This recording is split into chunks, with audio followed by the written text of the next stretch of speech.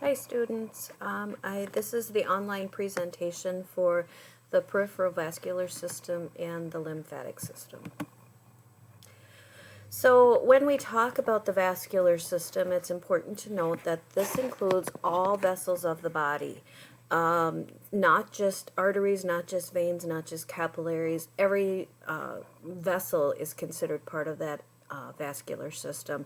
They all have a function and they all contribute to that particular system. Remember that vessels transport fluid. It could be blood or it could be lymph fluid. Remember, lymph fluid is the tissue fluid that is found throughout our body. The vascular system, when it has disease, we can have problems with delivery of oxygen and those nutrients to the tissues and elimination of those waste products. And that's because if the vessels aren't able to function properly, they're not able to carry those things to and from the various areas. So if we have problems with our arteries, we're not going to get that oxygenated blood to the tissues. Once the blood gets to those tissues, if we don't have any way of getting them back because of some kind of problem with them, then we're not going to be able to eliminate those waste products. So it helps with homeostasis in a sense as well. Remember, lymphatics are a completely separate vessel system. So the lymphatic system is that system which gets the excess fluid from those tissue spaces. When it picks up those, when the lymphatic system drains that fluid from those tissues, then it goes right back into the bloodstream, which carries it out as waste products. The arteries. So let's start with the arteries. Remember that the arteries carry oxygenated blood to all body tissues. Artery walls are very strong. Think about a hose. Think about a fire hose. So if we have attached a fire truck hose to a fire hydrant, think about the pressure that's created in that hose. If we were able to attach a garden hose to the hydrant, it probably wouldn't stand up as well as those specific hoses for the fire department do. They're much thicker, they're much stronger, they're able to withstand so much more pressure. So think about your arteries as being strong and tough like that, because they need to withstand all the pressure as that blood pumps through them. Remember, the heart is the pump that is pumping these blood vessels, or the blood through these blood vessels, and it can put a lot of pressure on these very delicate tissues. So arteries need to be really strong, especially because it is carrying that blood that's pumped from that heart. The elastic fibers of the arterial walls will stretch and recoil. So in other words, if this is your artery, remember, systole is contraction of the heart, and with each contraction of the heart, it pushes the blood through those vessels. So as the blood vessel contracts, and it pushes the blood into these vessels, then the vessels are able to stretch to let that blood go through.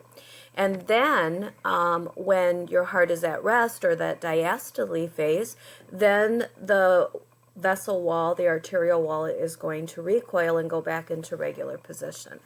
So it is a combination of that stretching and that recoiling.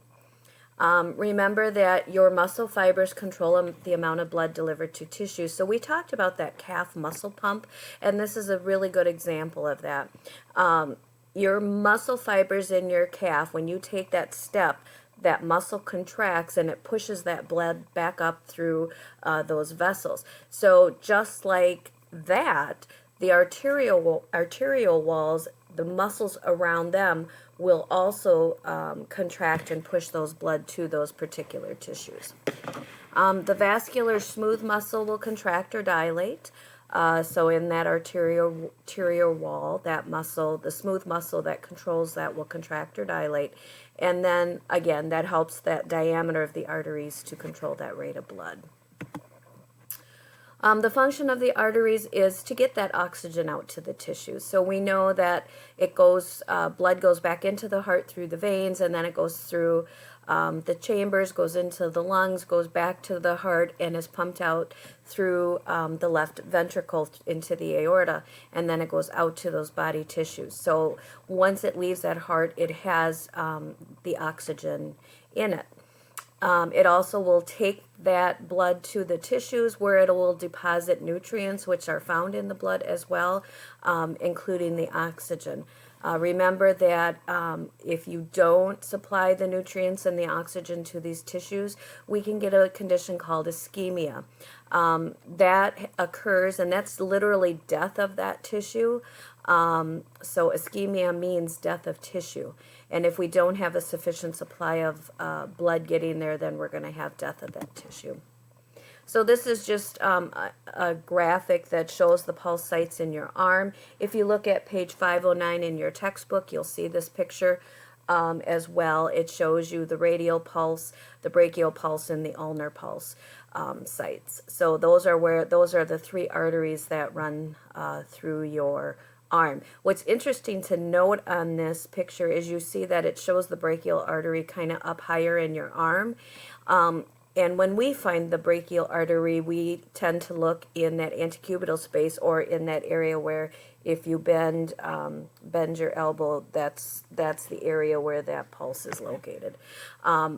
We can still find, you probably could find a brachial pulse up higher, but the reason we don't use it up in the upper arm, for the upper arm area for adults, is because of the muscle mass around there. Makes it a little bit more difficult to find that brachial.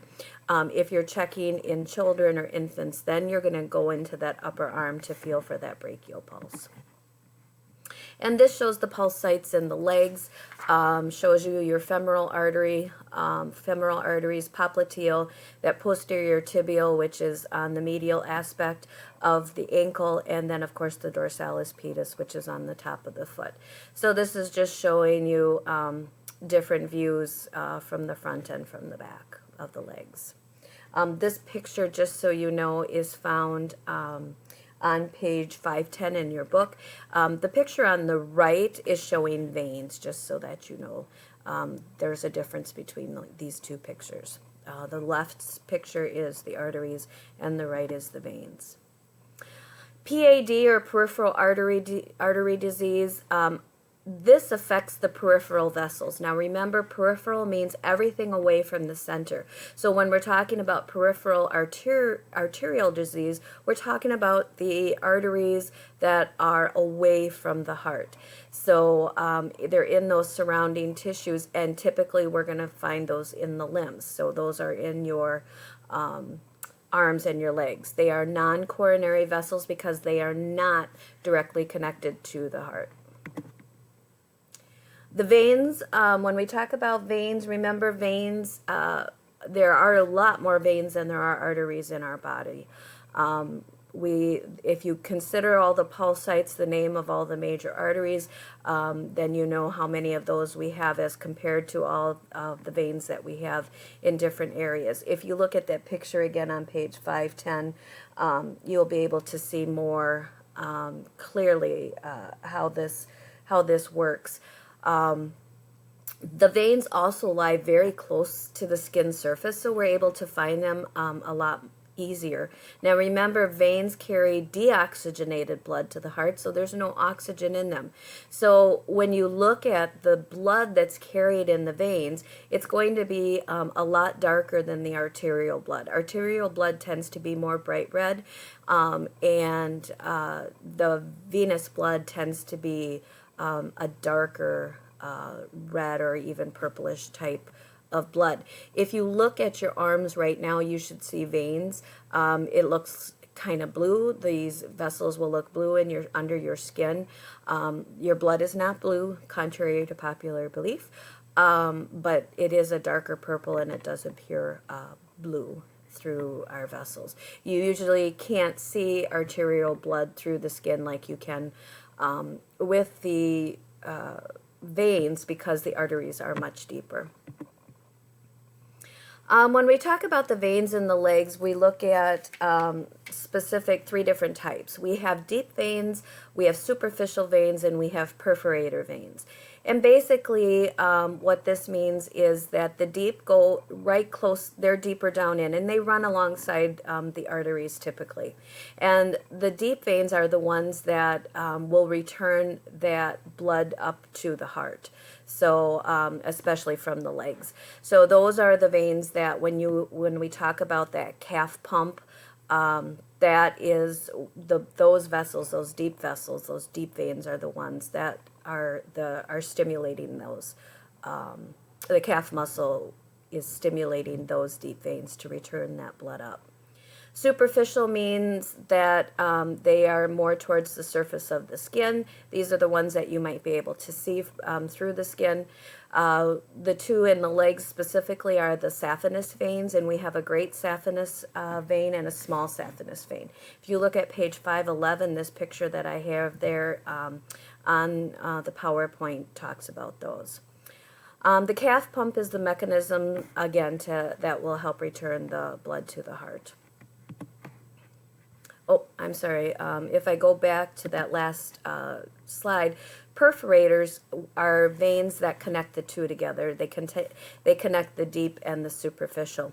What's interesting when we talk about venous disease is we often have perforators that may be causing some problems when if it's not the deep veins or the superficial veins, the perforator veins may have some problems and they're not connecting those veins appropriately, or we have some backflow into one vein from another because of perforators that aren't working so well. All right, when we talk about the lymphatic system, we are talking about, again, a completely separate vessel system. So remember that when we talk about the lymphatic system, it is not directly part of the vascular system or the peripheral vascular system. But it is really important because it is the lymphatic system that helps to drain that fluid from the tissue spaces. If people have problems with the drainage of this excess tissue fluid, we're going to see edema with these people and lots of swelling in their limbs, especially in their legs, ankles, and feet. The function of the lymphatic system, again, to conserve fluid. So we don't want to drain too much fluid away from the tissues. We need to conserve some of that because our tissues do need to have that fluid, but we want to keep it at an even balance. It is also part of the immune system, which helps fight the body against, or defends the body against disease. And when we get inside the intestinal tract, the lymphatic system will help to absorb lipids.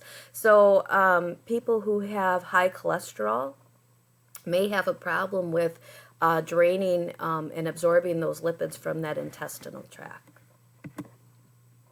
This picture comes from page 512 of your book.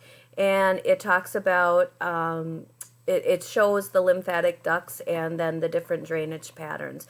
It's important to know that where you might see some fluid buildup is very significant in that it'll tell you exactly where that particular area is draining from. So this can help us kind of pinpoint a source of the problem. A couple terms I want you to think about as we're talking about this. I can't remember if I have them coming up in the PowerPoint or not, so I'm just going to talk about them right now. We have two processes. One is called vasoconstriction and one is called vasodilation. Vasoconstriction is when we have a reduction of the blood flow because the vessels, the peripheral vessels, are constricting and slowing down that blood flow. On the opposite end of the spectrum, vasodilation is where those peripheral blood vessels dilate. Please remember that when we talk about this, we're talking about, again, peripheral blood vessels. We are not talking about the areas right in the heart, so we're talking about the areas in the lymph. If I were to ask you a definition of vasoconstriction and vasodilation, or a definition of peripheral blood vessels, I would expect you to say all of the areas away from the heart in the peripheral regions, including the limbs. Those are more specific to that. This is where this part of the presentation will end, and I will give you a part 2 link. Thanks.